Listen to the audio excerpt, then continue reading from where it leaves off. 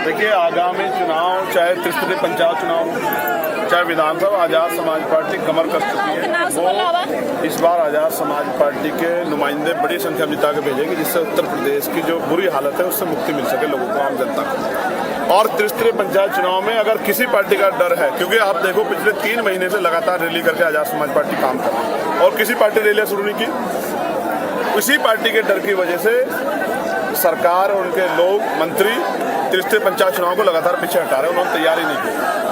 अगर चुनाव आज होंगे तो आजाद समाज पार्टी सबसे बड़ी पार्टी बनेगी। मैं इस बात को पिछले 3 महीने से कर रहा हूँ और आप आज चुनाव करवा लो, आप देख लो। सर, शंकराचार्य पे FIR दर्ज की गई है। देखिए, मामला कोर्ट में है और निष्पक्ष जांच हो, मैं यही कह सकता हूँ।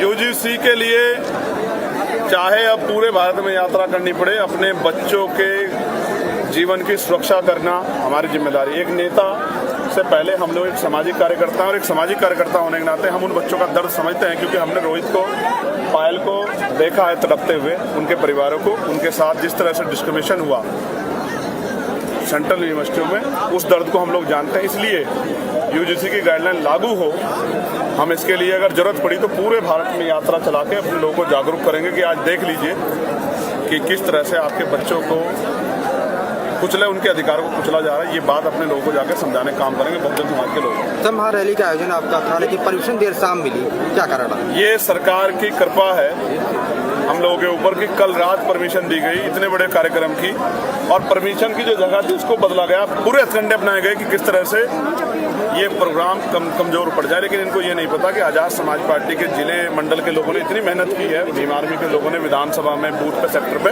कि अब आजाद समाज पार्टी की लहर चल रही है, इसको कोई रोक नहीं सकता है। कार्यक्रम 4 की जगह 14 किलोमीटर दूर कर दो, 40 किलोमीटर दूर कर दो, परमिशन एक दिन पहले दो, जनता तो आएगी, आशीर्वाद भी देगी और रैलियां भी ऐतिहासिक होगी।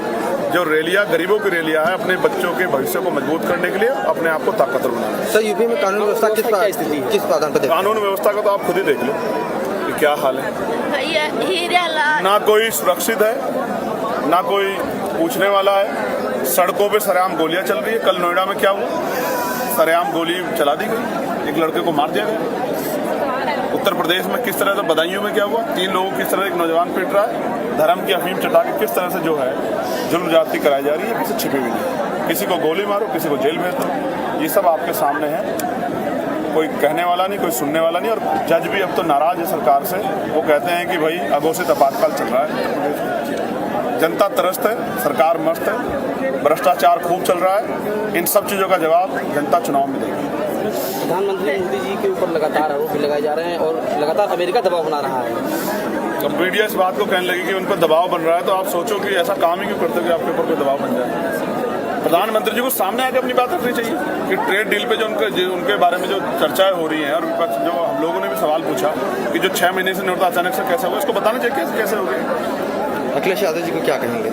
मैं किसी को सब अपना काम करें, जनता देगी आशीर्वाद, जिसको भी देगी। लेकिन आजाद समाज पार्टी मजबूत है और वो अपना काम मजबूत से कर रही है। विपक्ष लगातार हमलावर है सरकारी कामकाज को लेकर, चाहे कांग्रेस हो चाहे सपा हो।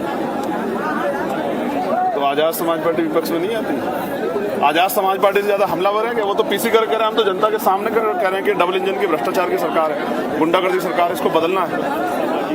इसमें किसी जाति धर्म का सम्मान नहीं, सभी को अन्याय का शिकार होना पड़ रहा है। किस तरह दाल मंडी के लोगों का जो है मार्केट टूटी गई, उसमें मुआवजा नहीं मिला। किस तरह जमीन अधिग्रहण कर रहे हैं जबरन। काशी द्वार के नाम पे माँ अहिल्याबाई होलकर का देखो किस तरह अपमान किया गया। जिन बच्चों ने आवाज उठाई पाल समाज के, उनको जेल बंद कर देगा। किस तरह का अन्याय हो रहा है।